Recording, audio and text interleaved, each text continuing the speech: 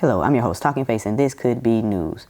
Like always, I'm going to try to keep this video under 10 minutes, so please bear with me, people. And if you can bear with me that long, please feel free to like, share our content, and feel free to subscribe to the page. I spend some of my time on social media, and one of the things that caught me by surprise and that caught my attention was this whole situation going on with Pastor Troy. Now, Pastor Troy, if you do not know this, he is an Atlanta rapper. Me being from Atlanta, I was pretty much raised on his music. He was one of the pillars, or is one of the pillars in the Atlanta community with the down south sound, specifically from Georgia. So it's safe to say that he's pretty much royalty when it comes to the rap game. And he had a couple of comments that rubbed some people the wrong way when he saw Lil Nas X's pink outfit at the Grammys. He wrote this on his Instagram page. Well, guess I won't be winning a Grammy if this is what I gotta wear. They love to push this S on our kids. The other day at Applebee's had some punks kissing and laughing, eating mozzarella sticks. Now, if you don't know, this was in the Applebee's commercial. First thing my 14-year-old son said was, F Applebee's. And it brought joy to my heart. He sees it, their agenda, to take the masculinity from men, black men especially. Some say, he making money. RuPaul do too, but I ain't bumping his CD. Integrity is priceless. Y'all better open that third eye and let your sons know what is real. Or they gonna be headed down that old town road for real. PT, hashtag, they gonna ride till they can't no more. Hashtag, black owned and independent. Hashtag, not my sons. Hashtag, it ain't worth it. Now, it's safe to say that y'all know that he received backlash for this. Personally, I don't see anything wrong with this because he is a father, 2 boys, and he is raising his sons to be men. He's not raising his sons to be in love with men, but to be men. Nonetheless, he received backlash. And it's sad that men can't want their sons to be heterosexual men. It's kind of crazy. And he's right, they are pushing this on the kids. And I like the fact that he had an interview where he did not apologize, but he doubled down. On this morning show, they tried to back him into a corner. One of the hosts seems to be part of the LGBTQRSTUV community. And she had the nerve to ask, and these questions are always funny, but she had the nerve to ask, so yeah, just look at it. In your eyes, are you saying that when you see a gay man, that makes him less of a man because I'm talking he's about gay? my son's gonna be a heterosexual black man. I see nothing wrong with the answer. There is nothing wrong with a man wanting to raise his son to be a heterosexual man. And for the world to have an issue with that, it shows a lot about what their agenda they're trying to push, even though they say they're not trying to push an agenda. But this question didn't upset me as much as the next question, where the male co-host tried to put him in a corner again, and he boxed his way out of it. The question comes, if you're so confident in your teachings, how can something so minimal bother you so much? No, because it wasn't that it bothered me so much. It did bother you. Okay, not bother me so much. Bothered me, but not bother me so much. And it wasn't just for my son. It's for all the black boys out there, man. You know what I mean? I understand out that. there growing up fatherless and stuff like that, man. It got to be a man to say something. I mean, can you see anything wrong with his answer? He's doing this not just for his children, his sons, but he's doing this and standing up and speaking up for the ones that do not have fathers. Because if you don't know, in the black community, we don't have a lot of dads staying in the house teaching our sons how to be men. We have a single motherhood rate of around 77%, which is totally terrible. And I can respect the simple fact that he is cutting through the BS and saying, no, not in my house, and you shouldn't allow this in your house. Because they're pushing an agenda to make homosexuality the go-to, the norm, when it's actually not. And it's actually destroying and helping destroy our community, almost as fast as abortion is.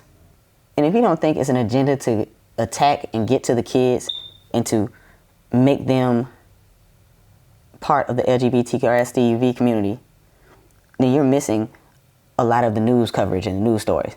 Because they have drag queen story hours where actual drag queens come to read to the kids. If you don't think they're trying to do this still, well, let's go to a children's show like Sesame Street. I know you remember Sesame Street because it's been around for a while. I think they're in season number 51. Now, Sesame Street was one of those shows that my parents could sit me down in front of and I could get some type of education from it. And they wouldn't be fearful of any nonsense or any derogatory or perverted things being displayed on Sesame Street. But now they're changing a lot because this LGBTQRSTV community is pretty much a mob, and they run and move like the mob, and they're going to impose their will on you because their newest guest is Billy Porter. If you don't know who Billy Porter is, I mean, I really don't know either. All I know for a fact is that he likes wearing dresses. Yes, he likes wearing dresses. For his appearance on Sesame Street, it seems that they are pretty adamant about him coming how he truly is. And apparently how he truly is a man in a dress. They posted on Instagram, @TheBillyPorter, bring those fierce vibes to Sesame Street for hashtag season 51. Fire emoji, 100 emoji. I don't see the point of doing this. Like, it seems to me that you're promoting this to the kids. Now, I know a lot of people in that community will say, well, they're born like this. If they're born like that, then why does it seem to me that y'all are promoting it and trying to teach it to the children? Like, I have no issue with the homosexual community. My only issue falls when y'all are pushing it on the kids. And it's clear to me and to a lot of other people that there's an agenda behind it to make it the new movement. It started at tolerance. Now, I tolerated homosexuality. Yeah, if y'all want to be gay, cool, be gay. Whatever, just don't try to push it on me. But then it turned into a whole, y'all have to accept it. Oh, why do I have to accept what you're doing? Me, on my personal religious beliefs, I believe that it is a sin. You don't see any other sin that is being promoted like homosexuality. But then y'all move from acceptance to advocating for it. I do not have to be part of this movement because y'all scream louder. You cannot force me to be a part of it. And honestly, y'all are wrong for this. Because like everyone has said at the beginning when gay marriage came, that it's going to open up Pandora's box and let more and more things in. Just like transgenderism,